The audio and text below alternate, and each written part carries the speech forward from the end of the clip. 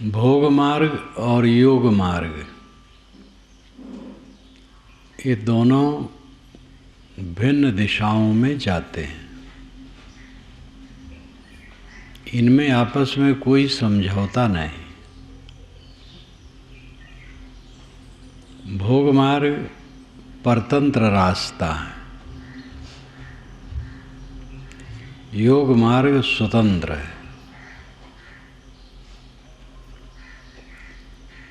उल्टी बुद्धि होने में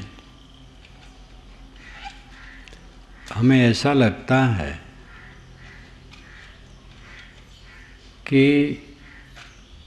दूसरे पर अधिकार कर लेने पर अपनी स्वतंत्रता होती है। जब दूसरों पर हमारा अधिकार हो जाएगा तो हम सुबस हो जाएंगे। यह भयंकर भूल है। हम दूसरे पर जितना अधिकार जमाना चाहेंगे उतना परतंत्र होंगे। हम जिसको अपने वश में करना चाहते हैं उसके वश में हम खुद हो जाते हैं।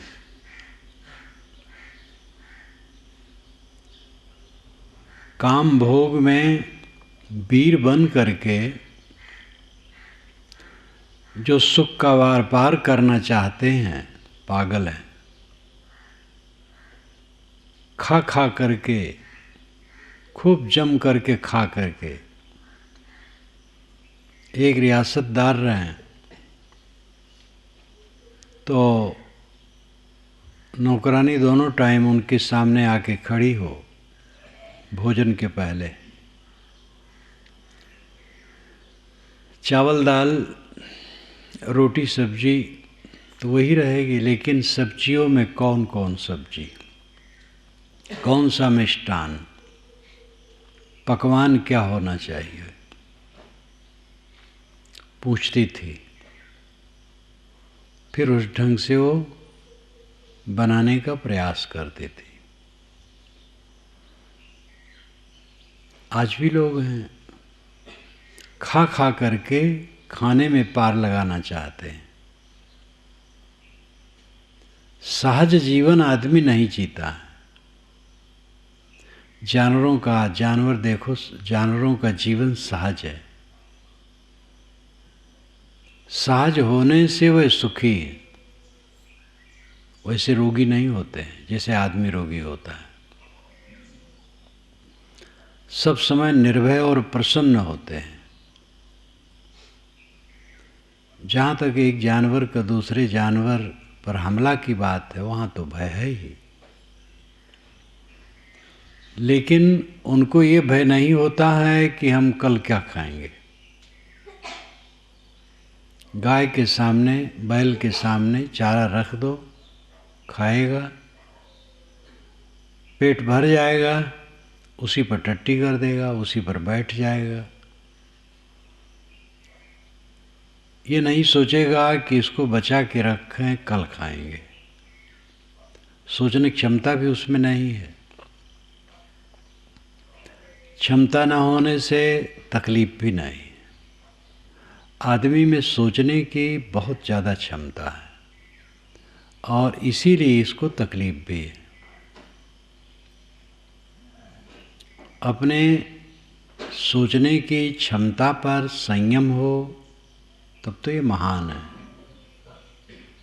मनुष्य का मन स्वतंत्र है, अन्य मनुष्यों का मन, अन्य प्राणियों का मन स्वतंत्र नहीं। मनुष्य का मन स्वतंत्र है, अन्य प्राणियों का मन स्वतंत्र नहीं है, परतंत्र है, बहुत सीमित है। खाने, प्रजनन करने, अपने बच्चों को संभाल लेने की अक्ल उनमें है, इसके आगे कोई अक्ल नहीं है और इसीलिए वे सुखी है। आदमी में अक्ल बहुत ज़्यादा है, सोचने की क्षमता बहुत ज़्यादा है, लेकिन उस पर संयम नहीं है। वो विपरीत दिशा में बह रही है बुद्धि, इसलिए तकलीफ ज़्यादा है। मनुष्य मन प्रधान है,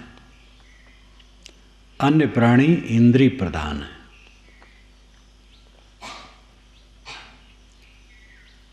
रात में, घोर रात में भी बहुत ऐसे जानवर हैं जो साफ देखते हैं। पक्षी देखो, छोटे छोटे होते हैं, कितना फर से उड़ जाते हैं आकाश में। आदमी नहीं उड़ सकता है।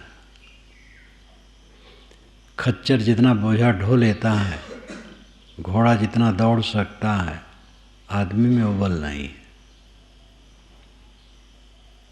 हाथी जितना भारी भरकम होता है, सबसे भारी भरकम तो मछली होती है।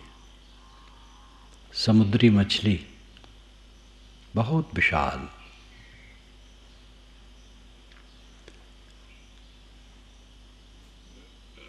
इसी प्रकार अन्य जानवरों में देखेंगे तो वे इंद्रिय प्रधान हैं, उनमें इंद्रियों की प्रबलता है। कुत्ते सूंघ करके पता लगा लेते हैं, इसीलिए पुलिस विभाग में कुत्ते पाले जाते हैं। और अगर कहीं चोर की गंध वो सूंघ लिए, चोर जहाँ जाता है, ये भी बड़ी विचित्र बात है प्रकृति में। शरीर से गंध छूटती है, सामान्य लोग नहीं जान पाते हैं, कुत्ते जान लेते हैं। इसी प्रकार बहुत उदाहरण है। चींटियाँ जब चलती हैं तब समझ में नहीं आता है कब पैर ये जमीन पर रखती हैं, कब उठाती हैं, इतने जोर से चलती हैं। आदमी वैसा नहीं चल सकता है। तो अन्य प्राणी इंद्रिय प्रधान है, मनुष्य मन प्रधान है। मन प्रधान होने ही से मनुष्य शरीर मोक्ष द्वार है। मननात् मनुष्य, मनन करने के कारण ये प्राणी मनुष्य है। ये मनन नहीं करता है, विलास करता है, कल्पना करता है, शोक मोह करता है, मन को बिगाड़ता है, अपनी शक्ति का विपरीत दिशा में व्यय करके अपने को दुख में डालता है। दुनिया में आदमी जैसा दुखी कोई प्राणी नहीं है। मानसिक उद्वेग से केवल मनुष्य पागल होता है, जानवर नहीं। कुत्ते पागल होते हैं तो उनकी खोपड़ी में कीड़े लग जाते हैं, भौतिक कारण है, मानसिक नहीं। हाथी पागल होता है जो तब मद चढ़ जाता है, मद चढ़ने से हाथी पागल होता है, वो भी भौतिक कारण है, मानसिक नहीं। मानसिक उद्वेग से, मानसिक विकार से केवल मनुष्य पागल होता है।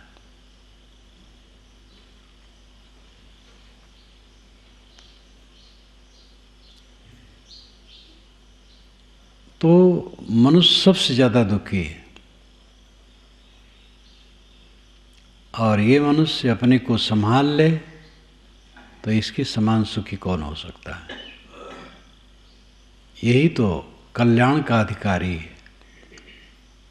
लेकिन ऐसा काम करने वाला बहुत दुर्लभ है, समझने वाले ही दुर्लभ हैं। समझने की रुचि ही नहीं है। लोग दुख भोगते हैं लेकिन दुख से छूटने का रास्ता नहीं जानते हैं, प्रयासी नहीं। भोग मार्ग प्रिय है, योग मार्ग अप्रिय है। इसलिए प्रेम मार्ग और श्रेय मार्ग श्रुति में बताया गया। भोग मार्ग प्रेम मार्ग है, योग मार्ग श्रेय मार्ग है। श्रेय मार्ग रूखा है, प्रेम मार्ग चिकना लगता है, लेकिन वो भयंकर है। ऊपर से प्रिय लगता है, अंदर में विष है। भोग मार्ग ऊपर से प्रिय लगता है, अंदर में जहर भरा हुआ है। योग मार्ग कड़वा लगता है, लेकिन वही अमृत है। योग मार्ग सुवस्था का पथ है। हमारी उल्टी बुद्धि से हमें लगता है कि दूसरे पर अधिकार कर लेने से हम स्वस्थ होंगे, लेकिन वस्तुतः अपने पर अधिकार करने से हम स्वस्थ होंगे, दूसरे पर नहीं। दूसरे पर जितना अधिकार करेंगे परवश होंगे। राजा लोग परवश सदैव रहे। उनको ये चिंता रहती थी कि हमारे लिए लोग खुश हैं कि नहीं, और भयभीत रहते थे। आज भी मंत्री लोग देखो, जब मंत्री होते हैं तो बॉडीगार्ड मिलता है। आजकल तो और ये बढ़ गया है। पहले तो नेता, बड़े बड़े नेता खुल करके चलते थे। जवाहरलाल जैसे पुरुष, वो तो बहुत वीर थे। एक बार जा रहे थे, प्राइम मिनिस्टर थे उस समय, और कई गाड़ियां पीछे थी। जंगल हो करके जाना था। डाकू समझे कि धनवान लोग जा रहे हैं, तो जो डाकुओं का सरदार था सड़क पर खड़ा हो गया, और भी डाकू साथ में थे। हाथ उठाया, गाड़ी रुकी। जवाहरलाल तुरंत निकल पड़े। ऐसे में पुलिस निकलती है, पुलिस पूछती है, वे सुरक्षित रहते, तुरंत फट से निकल पड़े। कौन है, कौन है? और डाकू देखा जवाहरलाल, मुस्कुराया कि आपको कुछ देना था इसलिए रोका। उसके जेब में रुपए का बंडल था छोटा, जवाहरलाल को दिया। वो जेब में धर लिए, बैठे और चल दिए। ये वीरता थी। दिल भी उनका वैसा था। तो आदमी जितना दूसरे पर अधिकार करना चाहेगा, स्वयं परतंत्र होगा। हिंदू कोड बिल का कानून बना था उसी समय। जवाहर पर लोग बहुत नाखुश हो गए थे, जो कट्टरपंथी हिंदू थे। जवाहर का दोष नहीं था, तो सत्ता की बात थी, सब महसूस कर रहे थे। तो उनके विरोध में प्रभुदत्त ब्रह्मचारी झूसी के खड़े हो गए चुनाव में। झूसी गंगा के पूरब तरफ तट पर बसा हुआ है। पुरा काल में उसका नाम था प्रतिष्ठानपुर। ये वाल्मीकि रामायण में आता है। वही राजधानी थी जिसमें काशी इत्यादि सब पर कंट्रोल होता था। राजा जजाति वहीं के राजा थे, और उसका नाम झूसी है। झूसी में प्रभुदत्त ब्रह्मचारी रहते थे, कृष्ण भक्त थे, विद्वान थे। अभी थोड़े दिन हुआ है शरीर छुटे, करीब 100 वर्ष की उम्र में। प्रसिद्ध थे, बहुत पुस्तकें लिखे। वे जवाहर के विरोध में खड़े हो गए चुनाव में। मैं उस समय घर में था, तो पता चला कि प्रभुदत्त ब्रह्मचारी जहाँ जाते हैं उनके पैर के नीचे की मिट्टी लोग ले लेते हैं। तो जवाहर के विरोध में खड़े हैं, कांग्रेसी लोग डगमगा गए और प्रबुद्ध ब्रह्मचारी ने कहा कि जवाहर अगर कहें तो मैं बैठ जाऊं। जवाहर ने कहा बिल्कुल मैं नहीं कहता, वो बिल्कुल खड़े रहें और लड़ें। कोशिश की गई कि वह अपने क्षेत्र में ज़्यादा आवें और काम करें, बोलें। उन्होंने कहा बिल्कुल नहीं, पूरे भारत में जाऊंगा, वहाँ भी जाऊंगा। पब्लिक चाहती है तो मुझे वोट दे, नहीं चाहती है न वोट दे, सेवा करूंगा, सरकार से बाहर रह के सेवा करूंगा। ये उनकी वीरता थी। और अपने क्षेत्र में वो अधिक नहीं गए, सामान्य गए, विजयी वही हुए। कोई कहीं भी रहे, जितना वह विवेक का प्रयोग करेगा वह साधुत्व ही है। आज भी नेता हैं, सही नेता हैं, और गलत तो बहुत भरे हैं। ये संसार कभी शून्य नहीं होगा अच्छे लोगों से, हर क्षेत्र में अच्छे लोग रहेंगे। बात यह है, स्वतंत्रता सबको प्रिय है और स्वतंत्रता के बिना सुख नहीं है। सच्चा सुख स्वतंत्रता में, सुवस्था में। लेकिन भूला मन समझता है दूसरे पर कब्जा करने पर हम सुबह और स्वतंत्र होंगे, और जहाँ दूसरे पर वो कब्जा करना चाहता वहीं परतंत्र हो जाता है। किसी पर कब्जा करने की इच्छा नहीं, वो स्वतंत्र होता है, वो सुबह होता है। सर्वम परवशम दुखम सर्वम आत्मवशम सुखम, ये मनुस्मृति में आया है। मनुस्मृति में जात पात संबंधी बातें घृणित हैं, लेकिन उसमें सब बात गलत है। सब बात तो गलत ददरिया की किताब में भी नहीं रहती है। किसी वर्ग, क्षेत्र, देश, गांव, प्रदेश की निंदा करना और प्रशंसा करना पागलपन है। सभी देश, सभी क्षेत्र, सभी प्रदेश, सभी गांव, सभी वर्ग और सभी जगह अच्छे और बुरे होते हैं।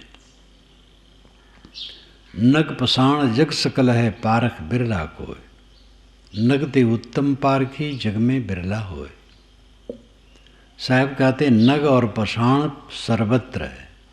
नग का अर्थ होता है रत्न, नग का अर्थ होता है पर्वत। न ग नाम गमन, जो गमन न करे, चले ना, वो नग। इस अर्थ में पर्वत को नग कहते हैं। पर्वतवासी नागवंशी कहे गए थे। नागपुर नागवंशियों का ही क्षेत्र है। नागवंशी अच्छे संस्कार के मनुष्य होते थे, सांप नहीं थे वो। लेकिन नग का दूसरा अर्थ है रत्न। नग पसाण जग सकल है, पूरे संसार में रत्न भी है और पत्थर भी है। किस वर्ण में केवल नग है और किस वर्ण में केवल पत्थर है? किस देश, प्रदेश और क्षेत्र और गांव और यतराफ में केवल हीरे मोती हैं और कहाँ केवल माटी माटी है? किस क्षेत्र में खराब लोग बसते हैं और किस क्षेत्र में अच्छे लोग बसते हैं? सब जगह अच्छे बुरे बसते हैं।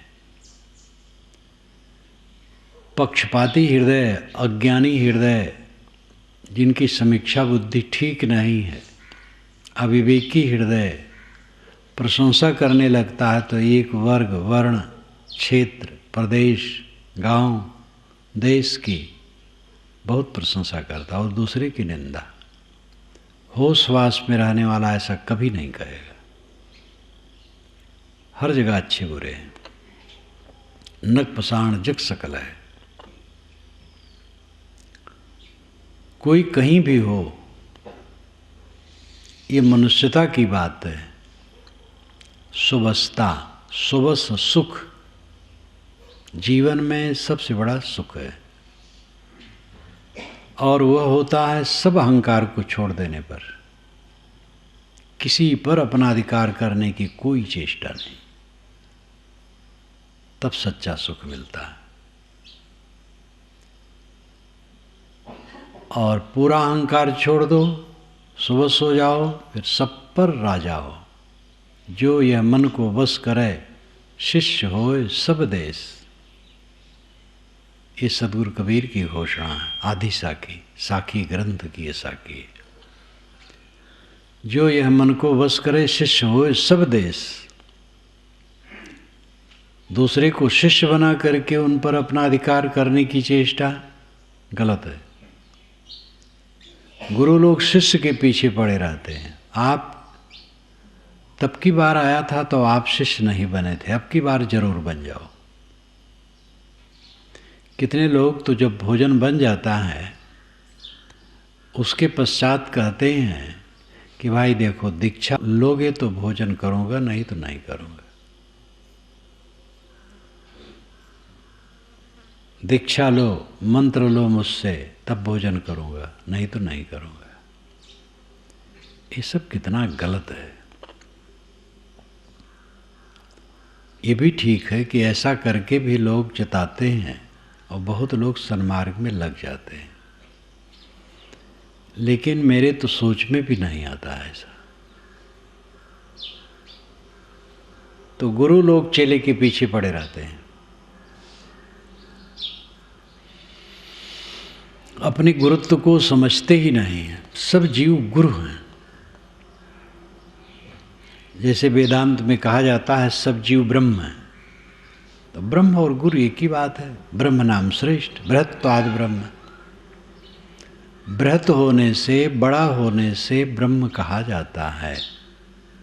सब जीव ब्रह्म हैं, सब जीव गुरु हैं, सब जीव श्रेष्ठ हैं।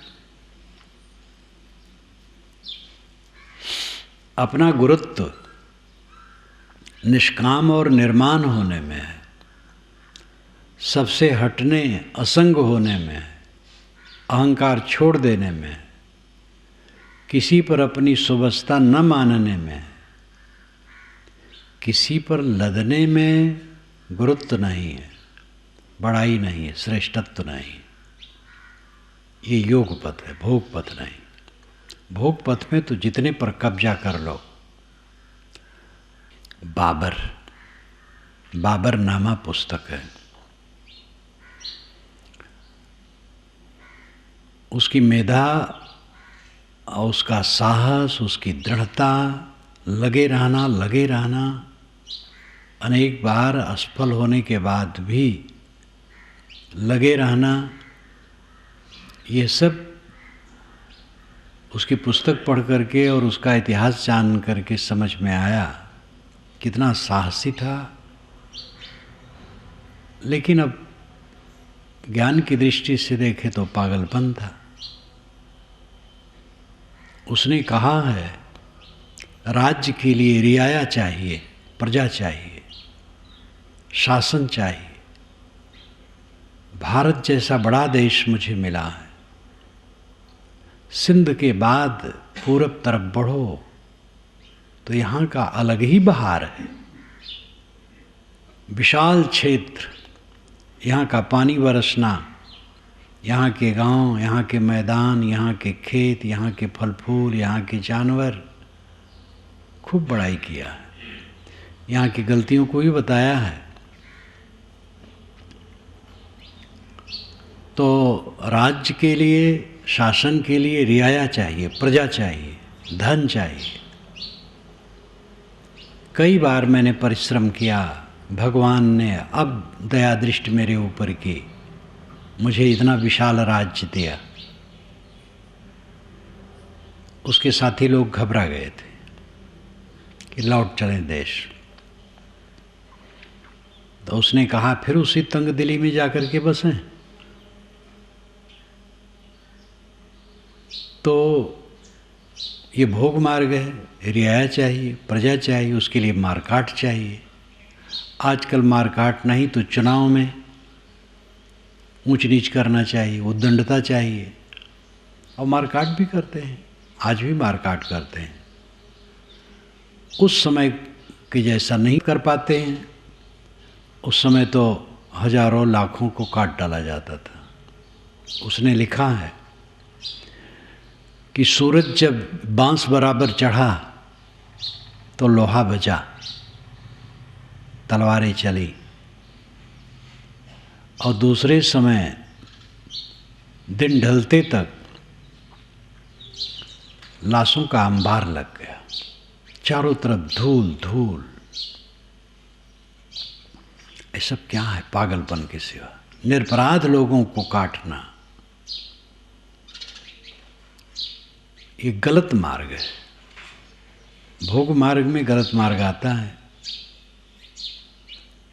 नेता लोग जो बहुत हैकड़ होते हैं, वोट डलवा देते हैं। वोट डालने वाले जाते हैं, कहते हैं आपका वोट पड़ चुका, आपको कष्ट उठाने की जरूरत नहीं। ऐसे हैकड़ लोग होते हैं। आज भी वो है अपने ढंग से, प्रजातंत्र है तो उस ढंग से तलवार बंदूक लेकर के खुले रूप में मारने काटने की बात नहीं है। लेकिन चोरी छिपके आज भी मारा जाता है। कुछ न कुछ बेईमानी बदमाशी तो की ही जाती है। भोग मार्ग में जितना हम बढ़ेंगे उतना कुकर्म करेंगे। राजनीति में कुकर्म बहुत बड़ा बड़ा होता है, क्योंकि वहाँ ऐश्वर्य भी बहुत दिखावा वाला होता है। भोगों का वहाँ उत्कर्ष होता है,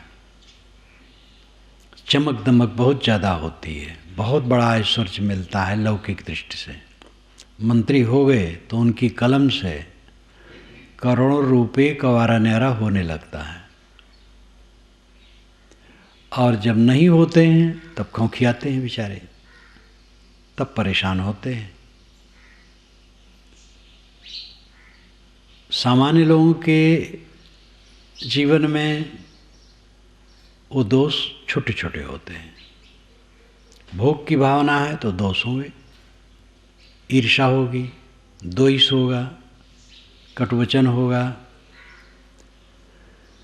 छिपाने दबाने की चेष्टा होगी, छीनने की चेष्टा होगी, राग द्वेष होंगे। भोग मार्ग में चलेंगे तो विकारों में रहेंगे, नाजायज दबाने की चेष्टा करेंगे। भोग मार्ग का त्याग, योग मार्ग में चलना एक कल्याण का पथ है। शरीर की रक्षा को भी भोग कहते हैं। भोजन करना, कपड़े पहनना, सोना जागना, स्नान करना, शरीर की क्रिया करना, इसको भी भोग कहा जाता है। ये प्रारब्ध भोग है। इसमें भी अगर राग ठाट है तो ये भी दूषित हो जाता है। खाने में, पहनने में, रुपए पैसे में, लेन देन में, व्यवहार बर्ताव में अगर व्यतिक्रम है, सात्विक भावना से हट करके है, तो ये भी भोग हो जाता है। और जहाँ जहाँ तक भोग होगा वहाँ वहाँ तक तकलीफ होगी।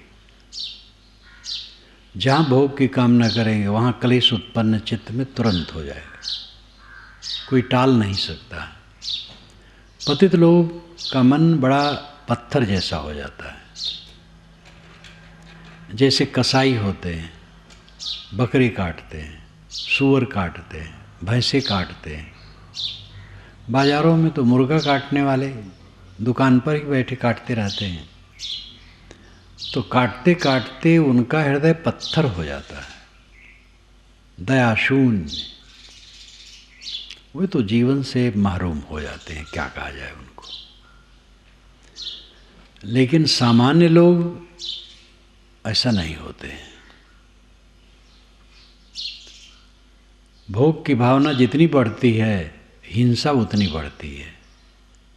दूसरे को क्षति पहुंचाने की चेष्टा हिंसा है। धर्म मार्ग में भी भोग की भावना बढ़ती है। हमारा पद, हमारा पंथ सबसे ऊंचा है। नास्तिक शब्द जो गढ़ा गया है, ये हिंसा ही है। नास्तिक किसको कहा गया है? वैष्णवों ने शंकराचार्य को नास्तिक कहा है और शंकराचार्य ने वैष्णव को नास्तिक कहा है। बौद्धों और जैनों को हिंदुओं ने नास्तिक कहा है, लेकिन बौद्ध जैन इन्हें नास्तिक कहे। एक वर्ग दूसरे को नास्तिक कहता है। मुसलमान गैर मुसलमानों को काफिर कहते हैं, ईसाई गैर ईसाइयों को नापाक कहते हैं। काल निरंजन के जो बस में पड़ गया, उस सतलोक में नहीं जा सकता। ये निर्गुणी धारा वाले भी कहते हैं। अपने मत के जो बाहर है वो सब नास्तिक है। ये सब हिंसा है। कौन नास्तिक है यहाँ? कोई एक मनुष्य नास्तिक नहीं है। नैतिकता में सबको विश्वास है। नैतिकता से कितना कौन चल पाता है, ये अलग अलग विषय है, लेकिन विश्वास सबको है नैतिकता में। सब ये महसूस करते हैं। शराब पीने वाला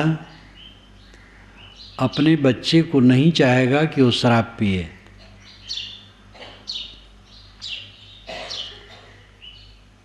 चोरी, कितने लोग अपने बच्चों को चोरी करना सिखाते हैं, लेकिन उनकी जेब से वही बच्चा अगर पैसा निकाले तो उनको खलता है। बात समझ में आती है गलत क्या है, सही क्या है।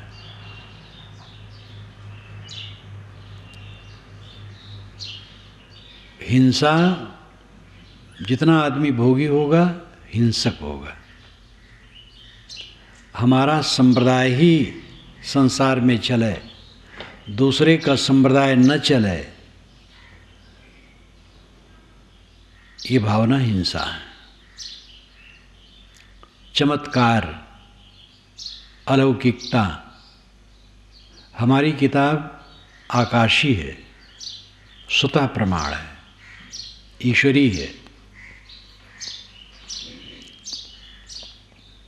हमारा महापुरुष ईश्वरी है। ये भावना हिंसा है। अवतारवाद, पैगंबरवाद और अलौकिकतावाद हिंसा है। इसमें दूसरे की हिंसा की जाती है।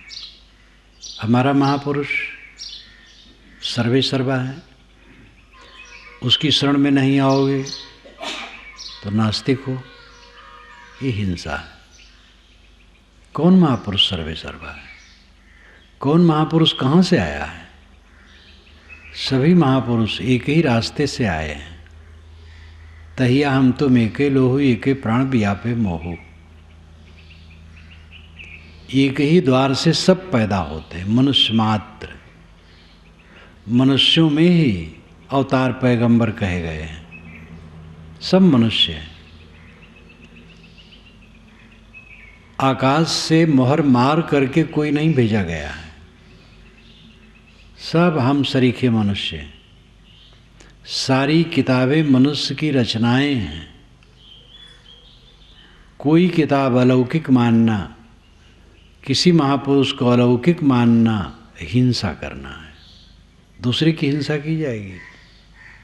हमारे महापुरुष को नहीं मानते हो, बिना सींग पूंछ के पशु।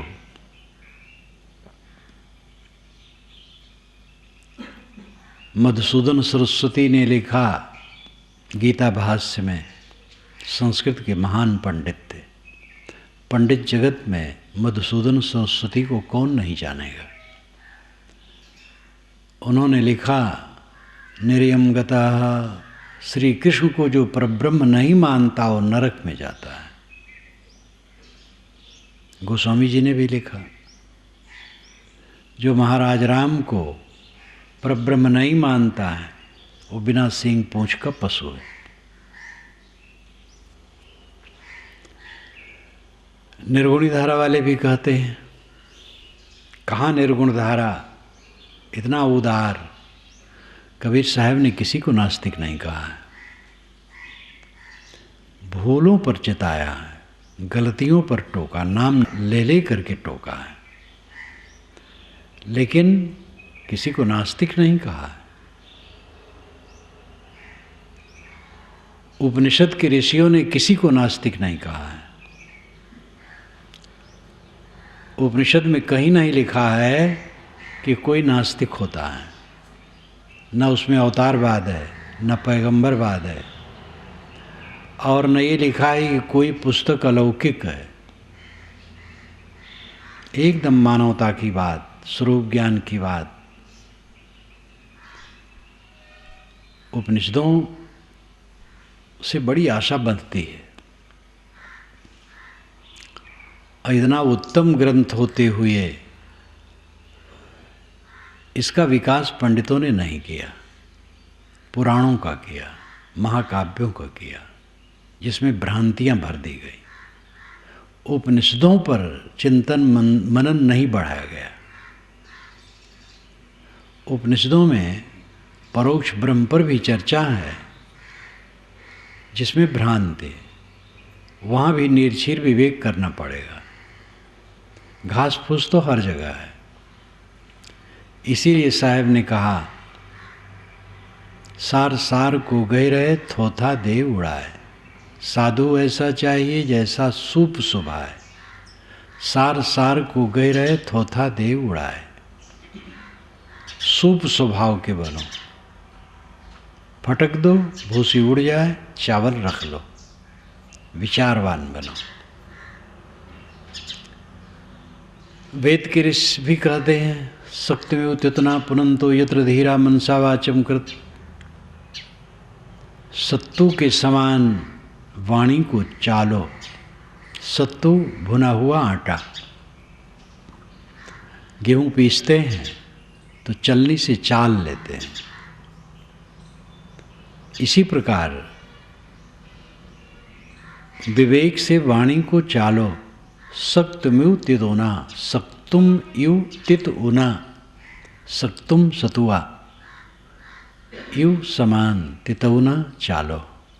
तितौ नाम चलनी और तितौना नाम चालना। जैसे चलनी से आटा चाला जाता है, वैसे विवेक से वाणी को चाल करके सार लो, असार छोड़ो। यही रास्ता है। कोई पुस्तक स्वयंभू होती, कोई पुस्तक अलौकिक होती, वही सबके लिए प्रमाण होती, तो उसको पढ़ करके जान करके हम सब लोग प्रेम से गला जोड़ करके चलते। ऐसी बात नहीं है। भिन्न देश भिन्न काल में भिन्न महापुरुषों ने अपने ढंग से लिखा है। उसमें देश काल सापेक्ष बातें भी हैं और शाश्वत बातें भी हैं, और बीच बीच में जगह जगह अंधविश्वास भी है। इसलिए हमें निर्छीर विवेक करना चाहिए और सबकी पुस्तकें पढ़ना चाहिए, जितनी शक्ति चले। आदर देना चाहिए सबको, और जहाँ सार हो लेना चाहिए। उसमें अपना पराया कुछ नहीं। वेद में, कुरान में, बाइबल में, जिंदावेस्ता में या और भी किसी ग्रंथ में जहाँ जहाँ निर्णय है वो सब हमारा है, और जो निर्णय नहीं है हमारा नहीं। हीरा कहीं हो, सोना कहीं हो, चांदी कहीं हो, सब ग्रहण करने योग्य है। ये उदार बुद्धि आए बिना धर्म की सत्यता को हम नहीं समझ सकते हैं। धर्म में भी वही भोगवाद आता है, केवल हमारा संप्रदाय रहे, दूसरे का संप्रदाय सब नास्तिक हैं। यही रोग लगा है, सभी संप्रदायों में लगा है। अपनी नाक के आगे 6 इंच से दूर तक लोग नहीं देख पाते। जो कुछ है उनका संप्रदाय है, उनकी पोथी है, उनका महापुरुष है, दूसरे नहीं।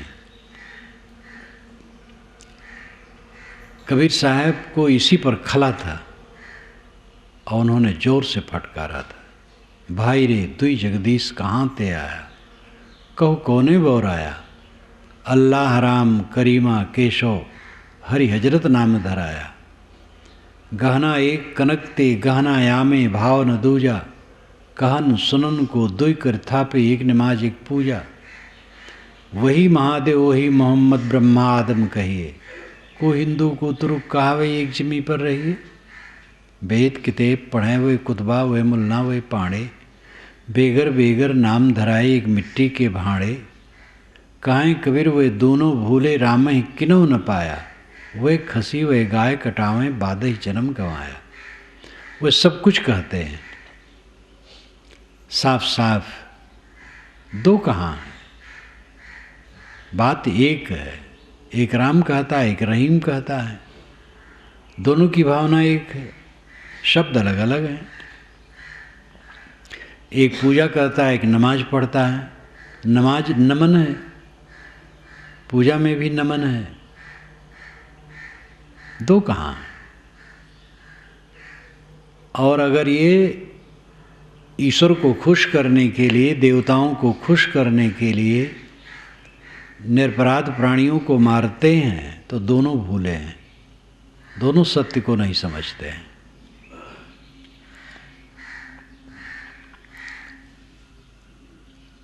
कबीर साहब का विचार गहराई से मनन किया जाए। विद्वानों ने अभी तक जो कुछ लिखा पढ़ा है वो बहुत अल्प है, उसमें भ्रांतियाँ भी खूब हैं।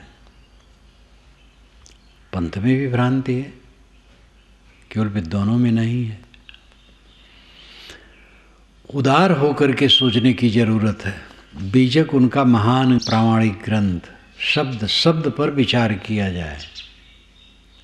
इतनी सामग्री है, पूरी राष्ट्रीयता, राष्ट्रीयता ही नहीं विश्वव्यापी विचार है। राष्ट्रीयता तो संकुचितता है।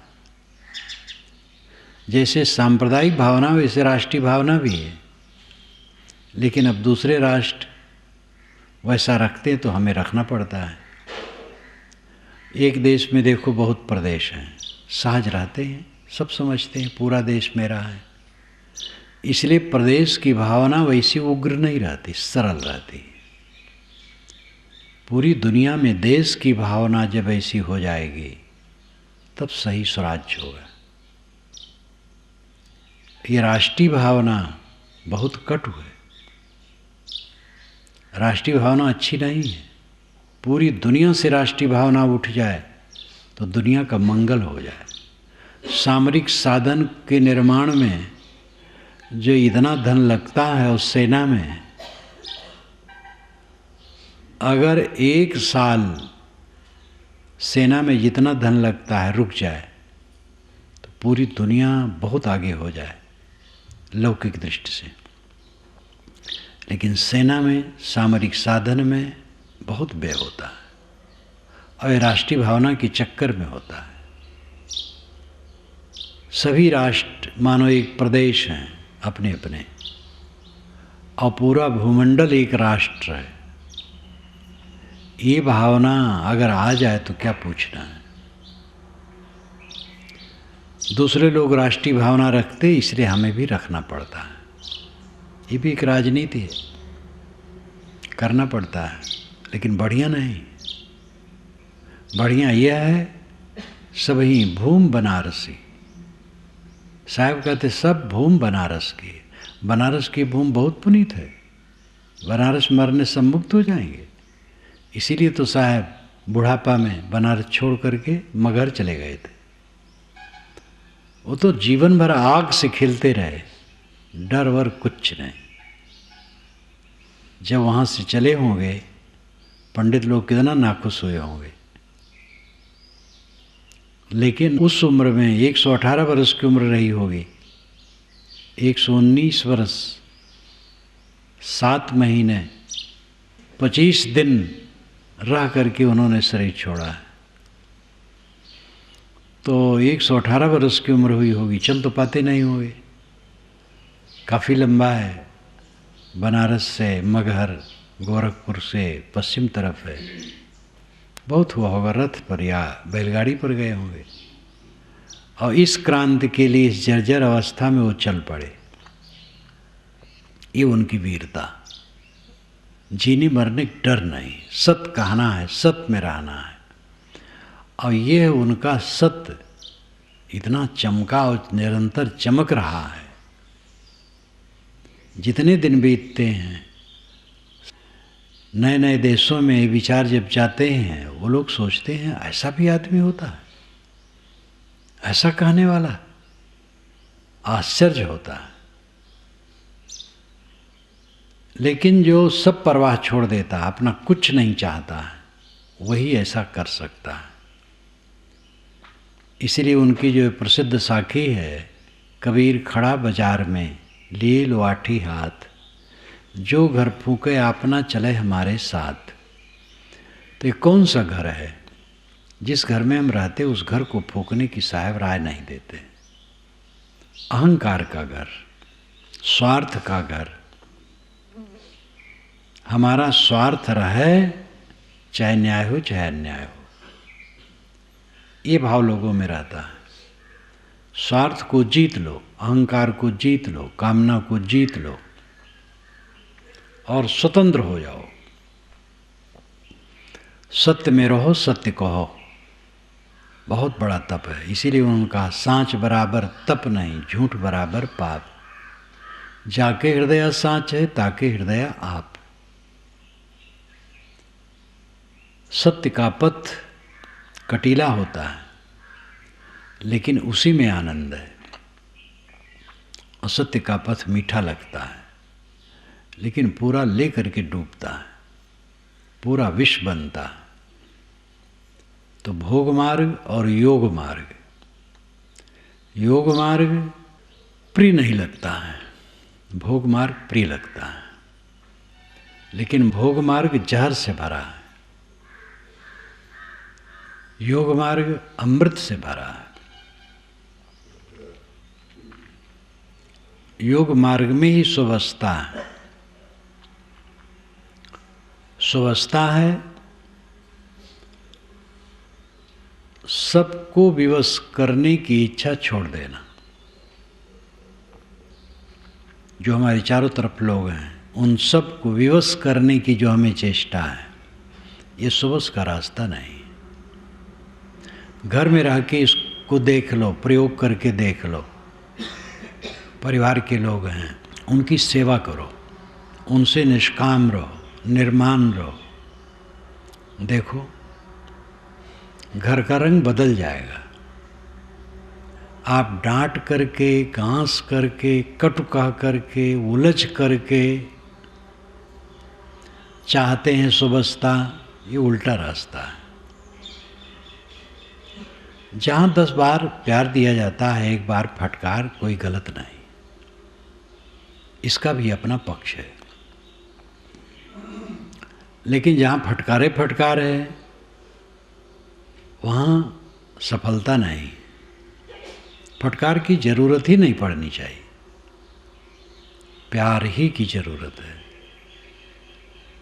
चाहो न कुछ किसी से, निष्काम रहो, आपको कुछ कमी नहीं रहेगी। चाह चाह करके हम गरीब बने हैं, पत्नी से, बच्चे से, माता से, पिता से, भाई से, पड़ोसी से, चाह चाह करके हम तकलीफ में हैं। सुवस्था का पथ योग का पथ है, भोग विवस्था का पथ है। भोग में चाहा जाता है, योग में निर्चाह हुआ जाता है। जो नहीं चाहता है वो सुबस हो जाता है, जो चाहता है वो परबस हो जाता है। तब लग योगी जगत गुरु, जब लग रहे उदास, जब इच्छा मन में जगी जग गुरु योगी दास।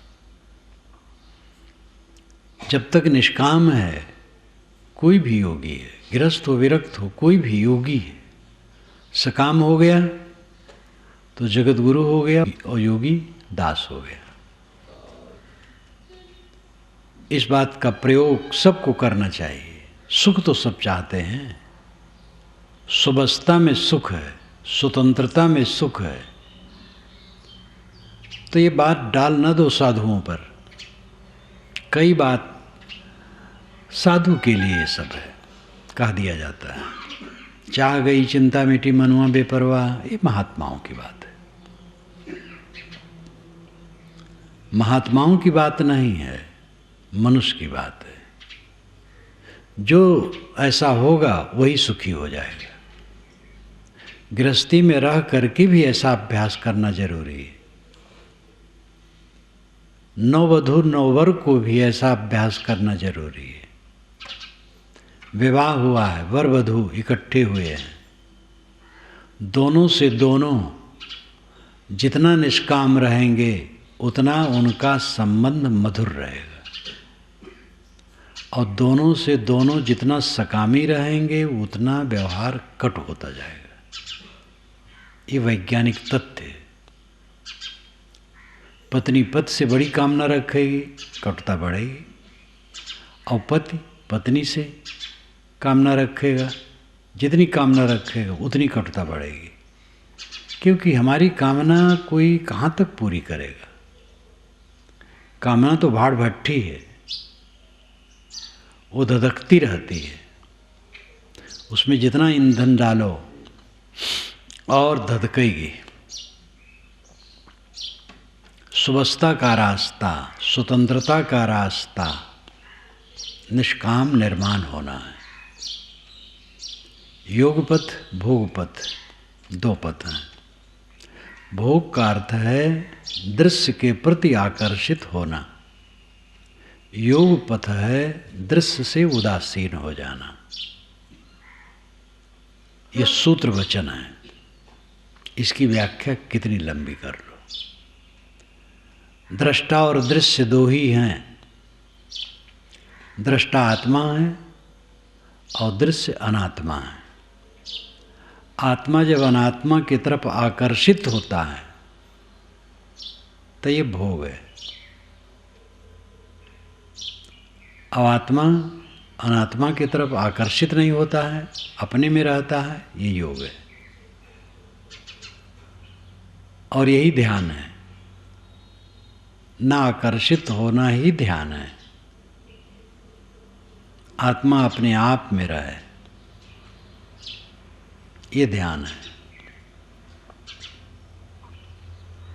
इन बातों पर मनन करो, चिंतन करो, अभ्यास करो। अपने को ऐसा योग्य बनाओ कि मन ऐसी स्थिति में पहुंच जाए, कुछ समय के लिए सबसे निष्काम हो जाओ। देखो कि उस समय का आनंद कितना होगा, और उसी को बढ़ाओ। साधना ऐसे होती धीरे धीरे। जो मुक्त है उसको मुक्त करना क्या है, जो बद्ध है उसी को मुक्त करना है। सब देहधारी बद्ध हैं, कामनाओं के अधीन हैं।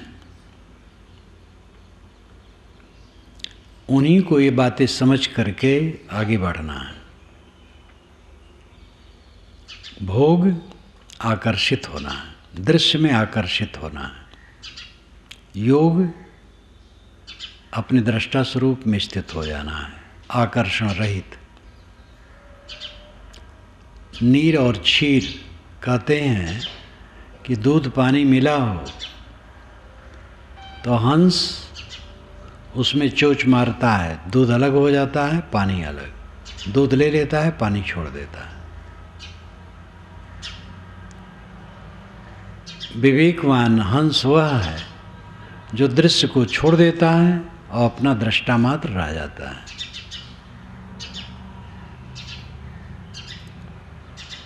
सुबह अवस्था उदासीन अवस्था है, निष्काम अवस्था है, यही स्वतंत्र पद है। परवश अवस्था भोग अवस्था है, जहाँ खिंचे अपनी इज्जत घटाए, जहाँ कामनाबद्ध हुए अपने को छोटा किए, जहाँ निष्काम हुए बादशाह हुए। सबके अनुभव की बात है, सभी इसको तौल सकते हैं। इसी को तौलना है, इसी को संभालना है और इसी में अपने को रखना है और पूरा जीवन इसी में निभाना है, तब पूरा कल्याण है।